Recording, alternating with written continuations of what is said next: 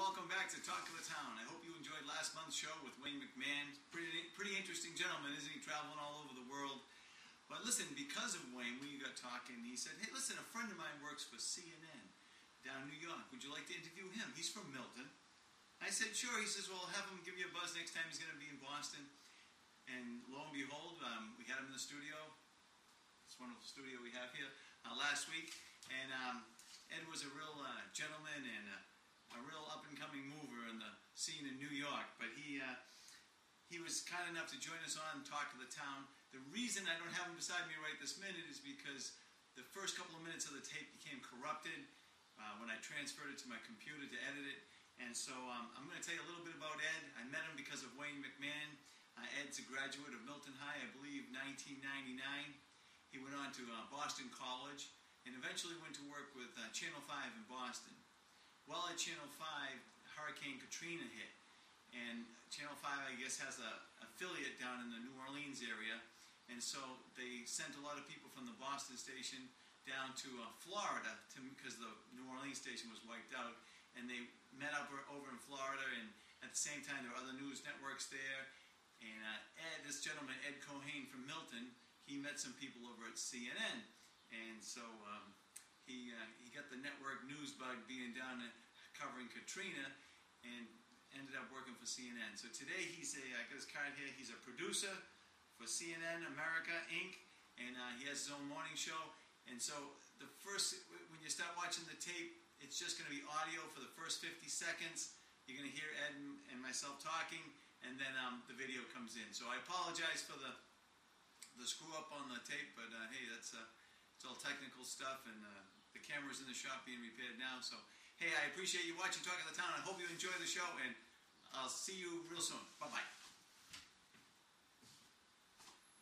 Circus, I met a number of people from CNN and got bitten by the network news bug, if you will. So got the wheels in motion and was able to make a jump and went down there October of 2006 as a writer for American Morning, which is CNN's morning show, done out of New York, broadcast nationally on breaking news days, internationally from 6 a.m. to 9 a.m.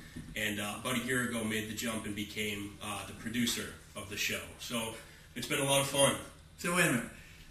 Now, I'm the producer of this show. Tell us what the producer of your show entails. The producer of a TV news show is pretty much, if you will, the author of the newscast. So you turn on a show at 6 a.m., you turn on the local news at 6 p.m., you turn on the national news at 6:30. There's a producer, there's several producers, there's a team of people behind every one of those shows. And when I say the author, you basically go in every day and you have a blank slate. You have a computer screen in front of you that has what's called a rundown, and you fill that rundown out and you take that to air. It goes minute by minute, second by second. It's every story that you're going to see in the show. And what we as the producers decide is what's news for that day. You know, who gives you the rundown? Just whatever's come over the wire? There's a number of different ways that we do it. So, you know, at CNN, when we go in, the show that I do, we start about 11 p.m. at night is when I actually sit down at my desk. And what we do is a series of news gathering steps. We look through the wires, through all the papers across the country. We check in with our bureaus from New York and Boston to Baghdad to Miami. You check the Milton Times? Absolutely. A juggernaut of news. I'm always partial to local stories. And from there we decide, in the time frame that we have, 60 minutes, 120 minutes, 180 minutes, 3 hours for us, we decide what we're going to put out there to the country that day. So if it's a day of politics, we decide, what's going to lead the show. If Hillary Clinton's making news, what sound do we want to hear from her? Are we going to go to a reporter in the field? It's basically distilling the large universe of news that's out there and saying, what do I personally feel, along with my team, it's the stories that our audience needs to hear that particular day. And you do what you need to do to get those out. And then KGB could have used you. They filter. You're kind of like a censor. Because there's so much stuff, you have to decide what as a journalist, we don't like the word censor. No, you don't. So. But it's kind of like similar to. Yeah. Okay. So we try to decide what we think would be best for the audience and what's going to keep the audience around watching our show. It's not really what is the most important news. It's what will keep them watching the show. Well, No, I didn't. Yeah. You don't have to agree with me. Not at CNN. Well, that's exciting. It is. It's a. So you're working at 11 p.m.? Yeah, so it's an overnight shift. I mean, we truly are a 24-hour operation, both on the air and behind the scenes. I'm in there at my night starts at about 10 p.m., where I wake up, flip on Anderson Cooper to see what the network has, what's making news live at that moment. And then from there, it's reading in, seeing what's on the major websites, papers. Your BlackBerry comes like your surrogate girlfriend, in the sense of... You need to get a life.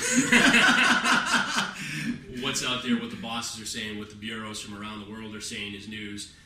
Into the building by about 11 p.m., and that's when we start having phone calls, meetings with our writing staff, meetings with our producers that are handling all the correspondents who are out in the field. And from 11 till about 5:59 a.m., we're putting that show together, we're writing it, we're producing it, and then 5:59 we go live.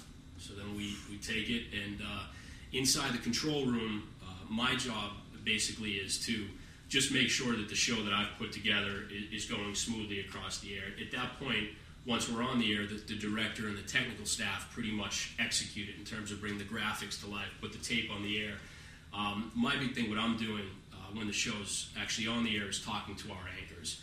Here's where we're going next, things of the sort like that. If breaking news happens, your job as the live producer is pretty much to be able to respond to breaking news. So, and that would be you then? Yeah. Okay. This morning I was out grabbing coffee with my mother, and this crane collapsed in New York City. What's today? The crane collapsed. He's right on the news. Now, some of these folks won't see this today because this isn't a live production. This is a little dated. So it could have happened a few weeks ago, folks. But there you go. But one of the things is it's kind of you're always on, and this happened to happen right outside of the apartment building where I live in New York. So you kind of spring into action, and I was trying to get my insurance salesman roommate to get on and do a live phoner. He was a little too shy. He wouldn't do it. But you're always in that mode, and that's basically as a live show producer, the thing you're always on your toes for is breaking news. And with CNN, we have an affinity for it, and there's a lot of it that happens out there. So who covers for you when you're away? Like you're back in Milton today. We have there's obviously a huge team of people. The person that's trying to take your job. Pretty much. Exactly. You can't be away for too long. They might be considered pretty good. Long weekends are the extent of your vacations. Yeah. So it's exciting. I knew for a long time. I knew as early as my time in Pierce and Milton High that TV news is what I wanted to do. I was kind of one of those strange breeds where at a young age I knew exactly what I wanted to do, and I can't imagine right now at least doing anything else. Do you want to be one of the ones on the cast? I don't. You don't want to be in front of the camera. There was a time in my life where I wanted to be the guy out in the field in front of the camera, but I quickly fell in love with the behind the scenes stuff and with actually pulling the puppet strings, if you will, for getting shows on the air and developing the concepts that hopefully keep the viewers interested, engaged, and keep them coming back every day. What's your dream? If you were stayed at CNN, what position there would be a great position? To aspire to. There's so many different positions. I mean, at Channel 5 when I worked in local news in Needham, there were so many different positions, from assistant news director to general manager.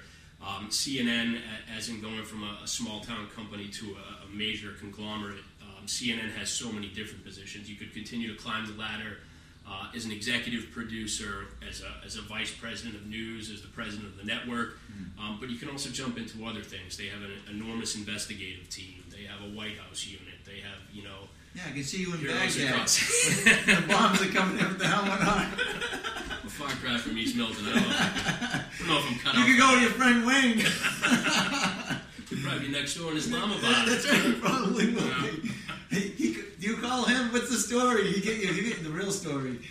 The trouble with Pakistan is you can't go over and meet him in a bar, You can't go down the area in Pakistan. Like, like Charlie asked for the drink in the presidential palace. Yes. We're talking about the movie Charlie Wilson's War. And if you saw it, he's in the presidential palace talking to the president. Who I had the advantage not too long ago. Oh, you met Charlie. Oh, tell folks about that. You met. So if you saw the movie or read the book, he was a real womanizer, and he had all these beautiful women in his office and everything. And He was quite the character. We had him in for an interview, and one of the things that you tiptoed around a little bit is do you want to touch on the fact that he was a real party boy, and our anchor John Roberts, kind of softly put the question to him, and he just cut it short and said, "I plead guilty to it all. No need for a follow up." And he was truly the character that he is in the book and he is in the movie. So that was an interesting experience. I mean, that's one of the great things about CNN is you walk down the halls and the people that you run into. It's just incredible. It's politicians and it's stars and celebrities and it's everyday newsmakers and everyday people that have become heroes that we've put on TV for their feats, if you will, and it's a blast. I mean, it's just meet the real McCoys. You do indeed. Oh man, who else have you met that you found? Let me just check. How are we doing with time? Okay. Who else have you met that you found? Tell us an experience you had with particular people that have come to the studio. There was one experience where they were redoing our control room. The control room is the room where. Kind of like this room. This is my dining room. The control room is a room where, in any live TV broadcast, where the producers, the directors, the executive producers, the people that do the graphics and the fonts, the little banners you see at the bottom of the screen, where they sit.